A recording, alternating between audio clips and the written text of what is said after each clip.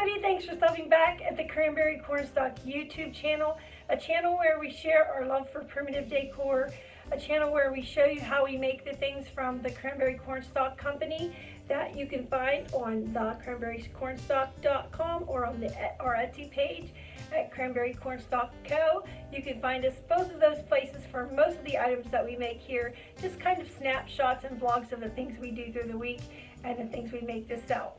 This week we're going to follow through with some requests that we've had. I've had several of you. It started out with one, and then it was a thought in the back of my mind to make a doll, but then there were several people chiming in, and then I started getting messages.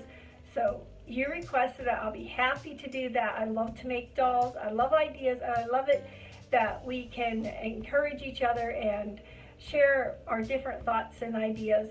This week, as promised, we will be making a doll. I showed you a snippet, or I showed you a real doll last week, didn't I? I showed you a doll that I made, and I've made several more of the same doll and the same pattern. This is a body that doesn't have any clothes on her yet, but I'm going to walk through the cute little stains. Oh, I love my prims. Do you love prims? Do you like to make all different things and you can get bored with one? Well, then this is the channel for you. Today, we're going to show you how we made this doll. We're going to show you how we dressed her, fixed her hair. She is so cute. I can't wait to share with you. But if you like our channel and we've earned your subscription, please hit like, share, and subscribe to our channel. When you hit subscribe, go over, click that bell, and make sure you hit all. And that way, every time we release a video, you won't miss one. You can keep up to date with the things that we're making, the festivals that we go to, or the paintings that we do. It's been cold and dreary, really icy and snowy here in Pennsylvania right now. It's the beginning of February, and it's a good week to get a lot of work done. The sales aren't quite as busy as they had been. It's a nice little lull to really dig in and get some things made for the website, to get some things made for the festivals this year. I love crafting. Sometimes it's hard for me to stop and video things. I forget. I just get so excited and wrapped up in the different aspects of what I do that, I mean, the world just seems to disappear sometimes. So I did get some video for you, and I tried to be really careful and describe as much as I could, and I will do a voiceover as well to share with you some of the details of how I made this doll for you today. Thanks, guys. Let's get started.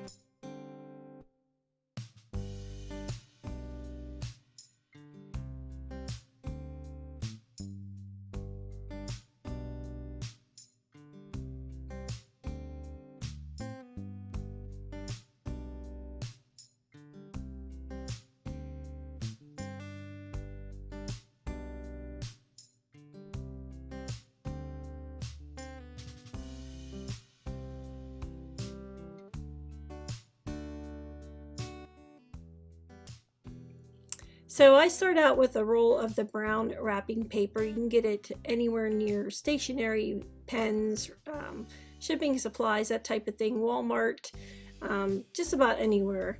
You can get these rolls of brown paper, and that's what I like to use because it's large and you can make any size of doll that you want, and depending on the arm length and the leg length, you know, that you're going to want with your doll, it's nice to have that extra added inches on your paper. So I just basically draw the doll the way I want her to look, and I have to think of her three-dimensionally, and I usually start with the head. I decide if the head and body will be attached, if I'm going to make a separate head, separate arms, separate legs, that type of thing. And always keep in mind that whatever you draw, the doll's going to be a little bit smaller than what you draw. I start out here, you know, just deciding what shape of head that I want. And in this case, I wanted an oblong shape head with sort of like a bottom cheeks. So I drew the top part and then made some, you know, lines for where I wanted the cheeks to come out. And that's what I started. I did end up attaching her head to her body, so I drew them together. And here you can see I'm drawing a 1/4 inch seam allowance plus another 1/4 inch for turning. So I try to keep it maybe not quite a 1/2 inch, but something like that. I just draw another line around it thinking that I'm going to have room for the sewing space, and also when you turn the pattern or the doll, once you've sewn it inside out, you're going to lose a little bit of size that way as well. So that's all I'm doing here. I'm deciding on, so you can see I'm drawing the parts that I want, and then I'm going to make them a little bit bigger than what I plan on.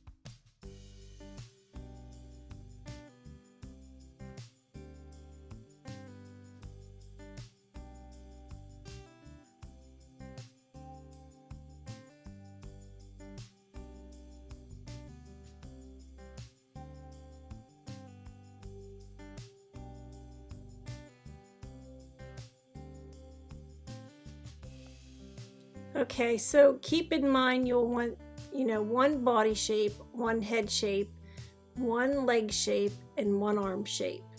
The way you get your duplicates is when you cut them out on your fabric. You don't have to have a pattern for each leg. You're just going to have the same leg pattern for 4 times and the same arm pattern 4 times. I hope that makes sense to you. You're just going to draw one for each arm, one for each leg, but you're going to cut 4 pieces of fabric out when you cut them. And you can see again around each piece that I decided to draw, I drew another line that will be the seam allowance and the turning fabric that you see there. So you'll want to cut out on the outside part, the second drawing that you have on your pattern.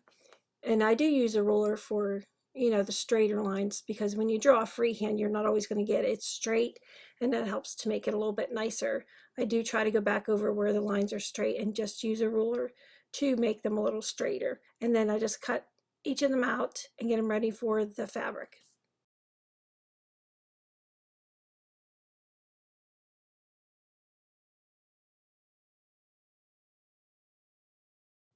Okay, so you lay your pattern on the fabric, and again you will cut 4 legs, 4 leg patterns, 4 arm patterns, and 2 body patterns. You're just going to pin it onto your paper, onto your fabric, and you're going to cut 2 of the body and head, 4 arms, 4 legs out. I did videotape this, but I lost it due to a dead battery, so I'm just re-showing you here.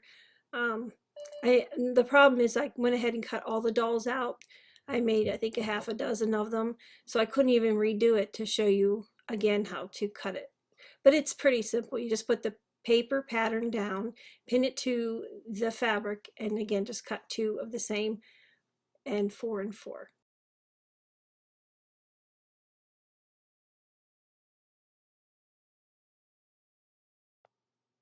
Now, just to thread your sewing machine, there are instructions that come with your machine, and I wasn't sure.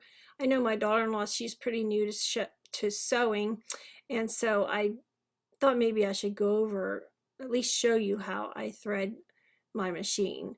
So I did go ahead and do a demonstration here. I hope it shows up a little bit. You can't see where the thread sets on, the post up on the top, but basically this is how it is done. You just thread it, you put your thread up on the top post, you bring the thread back around. Now every sewing machine is a little bit different, but they're basically the way this one is. You just go down and back up, thread it through the machine, and then down at the presser foot, and thread the needle. I just thought I'd show you that in case you were new to sewing.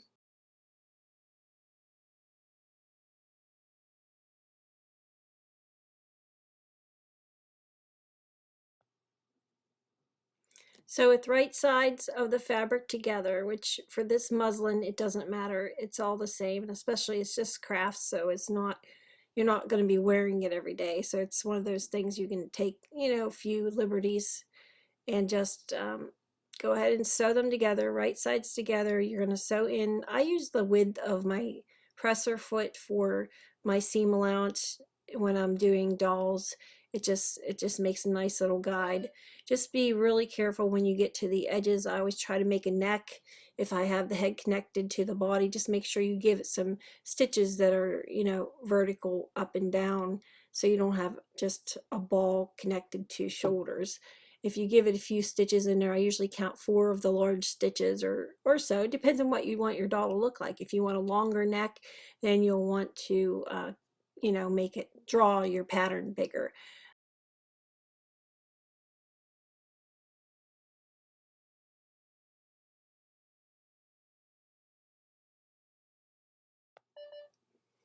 And this is where I had to switch, my battery had died, so I switched over to making another doll eventually to show you how I stitched around the neck again and around the head. I wasn't sure where I'd left off on the first video, so this is in fast motion, so you'll want to take your time, but I just thought I'd catch up with you and explain to you why I'm redoing another doll. This is just to make sure I caught everything on the first video for you.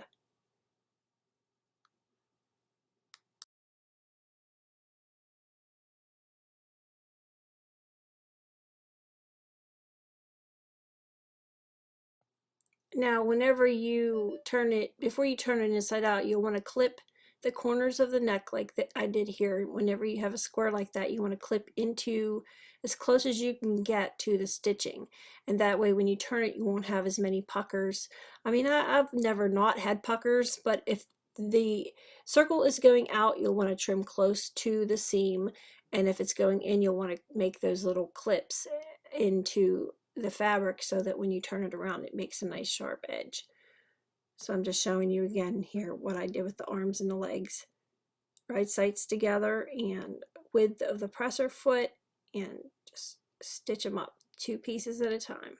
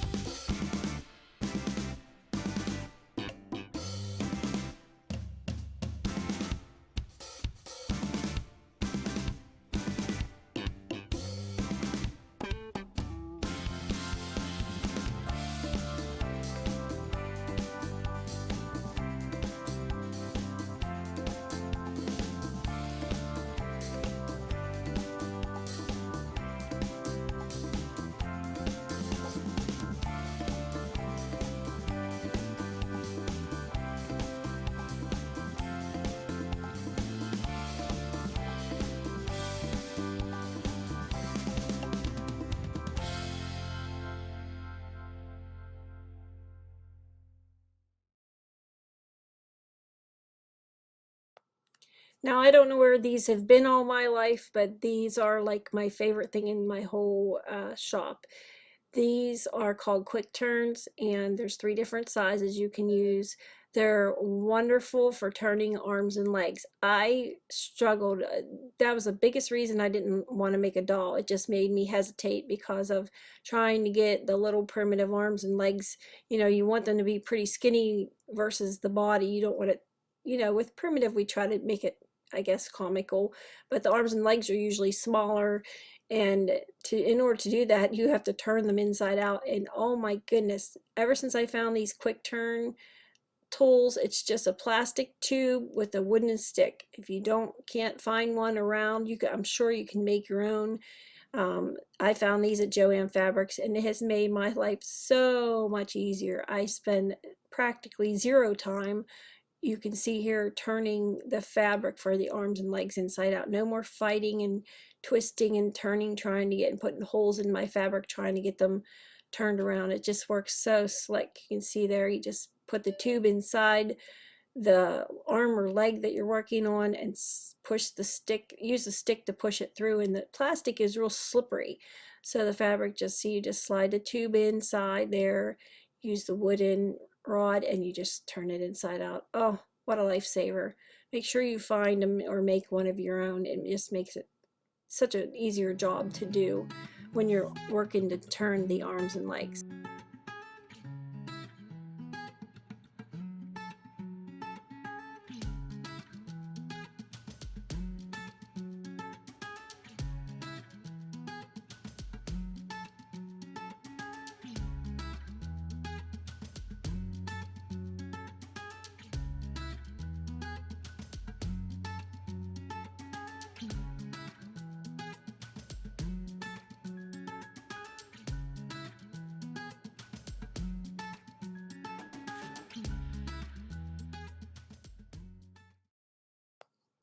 Now you have 2 different options to stuff your doll. You can use the polyfill filling that I'm using here.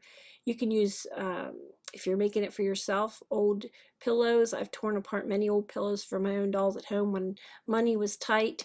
Um, Also, one of the nicer, more primitive ideas I try to make the most of is filling the bottom of the arm and leg with um, any kind of like sand, possibly a type of stone that's clean, something that's like a clean ingredient that's real heavy. It just makes your doll a nice heavy doll. I know you've seen those heavy blankets that you can get. It gives a quality to your doll whenever you can add those different fillers. And once you get this first doll I made with stuffing, so I could show you that. And sand, I think I said sand, and rice is another good ingredient to add. Um, Anything like that that's heavy. And then once you just fill in the first couple inches of the feet and the arms, and then you could sew across it to hold it in place, and that gives you a real bendable arm and leg. I mean, you could do whatever you want. You could stuff it clear at the top. You can, you know, give it arms and legs with bends like I do. I like to have options. I never know what I'm going to do with the doll until I'm done, so I want to be able to bend her arms and legs to hold flowers or to carry a lantern. And if you want posable dolls, you can always add an old coat hanger wire inside. Just poke it through before you do the stitching here. Cut it, measure it, poke it through. That'll make your arms and legs bendable. There's so many options that you can do. Just use your imagination. Make it your doll, your creation. Add your favorite things. If you don't love it, absolutely love it, no one else will either. I've learned that lesson myself. I've settled for things in the past and I didn't know what to do. And finally, after many creations, I've learned that I have to make something until I love it. And if I do that, everybody else loves it too. I have no problem selling my dolls for whatever price I need them for, and they go quickly. So, I mean, that just goes to show you, if you love it, they will love it. So keep that in mind while you're making her. If you want her hands or arms to bend, just put that wire in there. If you want a completely stuffed arm or leg, you don't have to do anything like I do it. These are just ideas for you.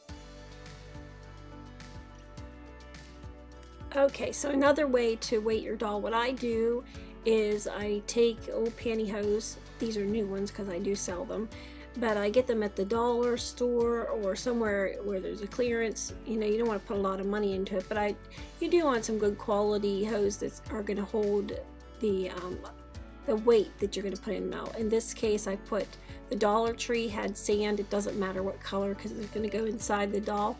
So I always buy the sand if it's local, so I don't have to pay shipping, so that's a good savings there. It's worth it. I mean, it's not wholesale, but you're not paying for shipping, and sand can be heavy. That's the whole point. You want a weighted doll to give it the quality. I just tie two ends of a stocking up and then place it in the doll and then sew the doll shut, and that gives her a nice weighted bottom so that it can sit on a surface if you're going to set it down. And then just, you can sew it by hand, which I've done many times, but honestly I make so many dolls my hands were getting tired at this point.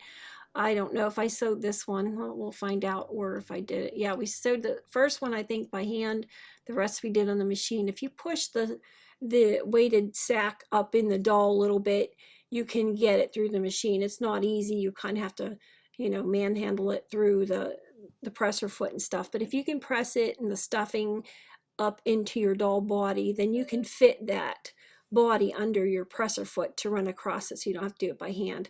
I like things done by hand, but I just get cramps in my fingers after a while. I'm sure some of you do as well. But so that you can do it by hand like this, I just did a whip stitch that's just back and forth across, just a regular in one side out the other, in one side out the other, to get it shut.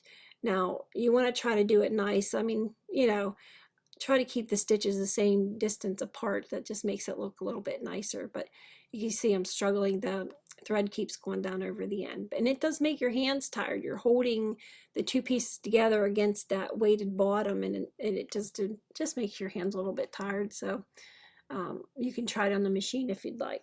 That's just an idea.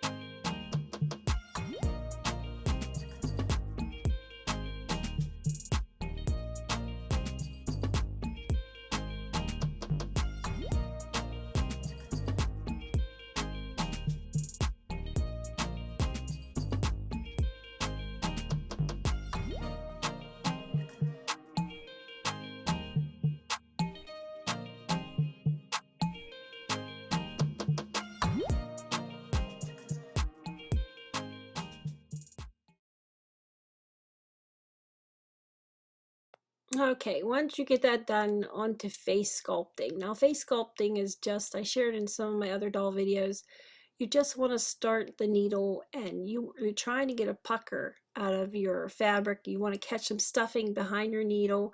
You just want to kind of go back and forth. My first knot I always take inside, you know, so it tangles up with the stuffing inside. You just pull it through the fabric, and now you'll start your nose. You'll just go back and forth. Like, I like the long puckered up noses. I just think they're really cute, and you can sand them and get a better sculpted effect. So you just go back and forth. If you want to draw a line where you want your nose to go so you know where to stitch it, you can do that. Um, but you just go back and forth. You're just making a seam on either side, and you'll keep pulling it tight. You'll catch stuffing, see, underneath of the fabric, catch a little puff of stuffing, and pull the needle back through and just keep stitching back and forth, just doing a line stitch, so that when you pull it, it pulls the thread before it to make it tighter.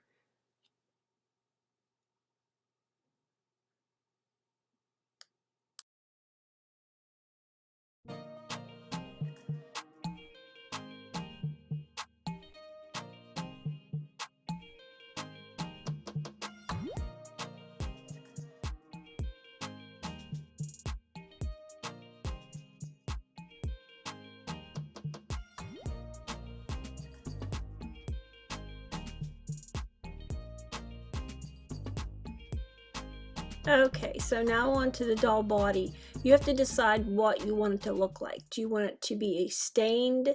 What kind of skin do you want it to have? Do you want it to have dark skin? I love my little black babies. I love my little tan babies, and it just depends on how many I have of each. I try to keep it even. I love them all. I love every baby I make. But this one I decided I was going to make her black. And I mean, sometimes if you use just the paint by itself and you paint on the fabric, it'll make a really, really dark black. So in order to keep up with variety, sometimes I think I had a few black babies, which since I've made this, they're sold. But this one, I believe I moved on to watering it down so it makes like a grayer fabric. But you know, you just pick something, and I like variety. I like to always do a little bit different. So I just took my black paint, and anything cheap paint is fine for this, and I added a little bit of water, and that helps it absorb into the fabric that you have. And you do want to paint. I would suggest, if you're doing a primitive doll, to paint your fabric, because it makes that nice crunchy fabric that you feel feels really old and vintagey. So I paint everything. Pick your color that you want to paint your doll, um, and then you can stain it with like a coffee stain too. Just whatever you decide you want to do, but now's the time to do that. But I wasn't thinking when I made this particular doll, I had forgotten to sew the eyes on. So if you want to do button eyes for your doll, I would sew them before you paint it. I didn't do it on this one, and I realized it afterward, but it's a lot easier to get your needle through the fabric when it's soft than after you paint it. So that's a pointer for you. I did forget for this first doll that I made, and I ended up having to try to fight the buttons through the fabric. I think I ended up just gluing them on, which it's okay, but if you're like me and you travel with your dolls and you take them to shows and set them up, you can end up losing an eyeball, you know, in a crate somewhere. It's a nicer quality to have them actually sewn into the doll. You know, whatever though, if it's your doll and you want to glue them on, that works too. So this one again just ends up being a lighter black skin baby, and you just paint everywhere. It is messy, so I like this back panel that I have here. You can see it in the picture. It's glass. I got it from Joann Fabrics, and the reason why I like it, it has all these measurements on it, so you can always measure your arms and legs. And I also like the fact that it's glass and it wipes off so easy. I mean, if I have to leave, I'm in a hurry, and I have to leave paint splattered on it, staying glue, whatever, it comes straight off. If it doesn't come off with a water washcloth, it comes off with, you know, what do you call them? Razor blade. You just slide one of them across there, it just wipes it right off. It's always clean, and I really like to start each doll with a fresh, I try to start each doll with a fresh slate. It just feels better when you're doing it. You don't feel like everything's chaotic. But I do really like this glass. It's a big glass flat panel. I got it from Joann Fabrics.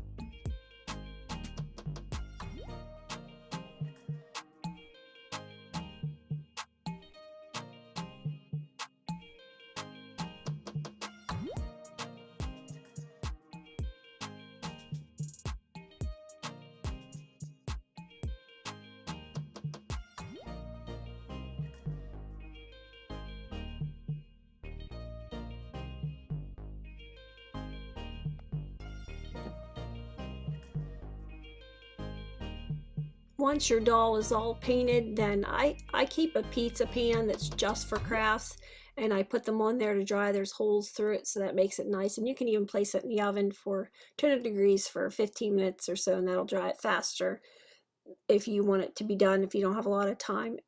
While that's drying or in the oven, I will start the clothing, and you just want to lay the fabric out that you want, and you're going to make the doll. You're going to leave, I'm showing you here, you're going to leave space for the neck, so, and the bottom. Those are the two parts that you're going to want to leave open. The rest of it you're going to sew down both sides and under the arms and up on top of the arms. So you'll leave the arms at the end, open, leave a space for the neck, draw the top of the arm, the bottom of the arm, and down through the armpit for the dress. And you just want to measure it by however long your arms are, or basically however you want it to look. So I apparently had already sewn it here in this picture, so you just clip underneath of the armpits, tuck into that corner, that little snippet there. That'll get you a nice, when you turn it around, that'll keep it from puckering. So that's what I did in that. And you just turn it around, and again, you'll want to stain this with coffee stain, or unless you like it the way it is. I like my clothing crunchy. I say all the time on this channel, I like my crunchy dolls and my crunchy dresses, but pick your favorite stain. The recipe is in one of the other videos. It's a cup of instant coffee. My recipe that I use, you can use whatever you want. You can make it stronger, lighter, whatever. Use a cup of coffee that you just didn't drink, whatever flips your fancy. But what I use is a cup of instant coffee, a teaspoon of cinnamon, and water. And that makes it, and you can add vanilla as well, but the cinnamon keeps it from getting moldy and spoiling, and the coffee just is the stain that you want. You can adjust the instant coffee per however strong you want the stain, however dark you want it to look. I find that that's a good one for me. If I want it darker, some of the fabrics I use are pretty dark to begin with, and if I want it darker, I think I did take these dolls and I gave the second doll I made that stained, I did give it a second coat. So what you'll do is you'll stain it, dry it on your pizza pan in the oven, and then do it again if it's not dark enough. Or you can adjust your coffee amount. You can make your instant coffee stronger. Maybe you'll want to use 2 cups. Maybe you don't like it that dark. You don't want it so grungy. You want it more a soft country look, so you'll lighten up on the stain that way. But you can keep a pitcher, make a pitcher of coffee stain, and keep it forever as long as you add cinnamon in it, and it keeps it from spoiling. If you don't add the cinnamon, you'll find it get a little bit, I think it grows mold on the top or something. I used to do that years ago and found out that cinnamon was the cure. But so yeah, just sew your doll dress, whatever you want, the body that you want.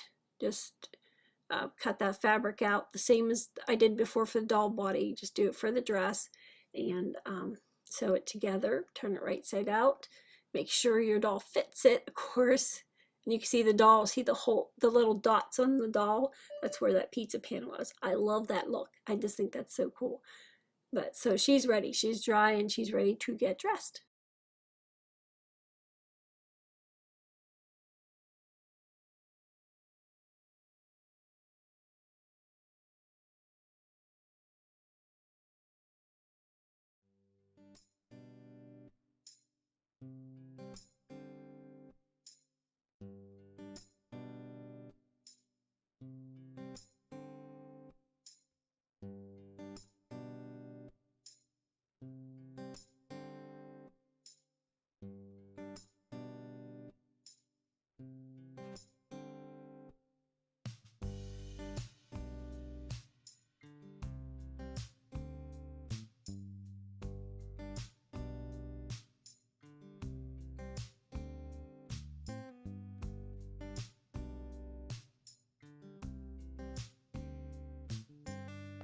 So what I do at this point, I had forgotten to do this before I got the dress out, but I didn't dress her yet, is take a small piece of sandpaper. I just rip it off of the sheet and sand the nose, so it gives it that contour. The nose sticks out and it makes it look even better. So that's what I do at this stage.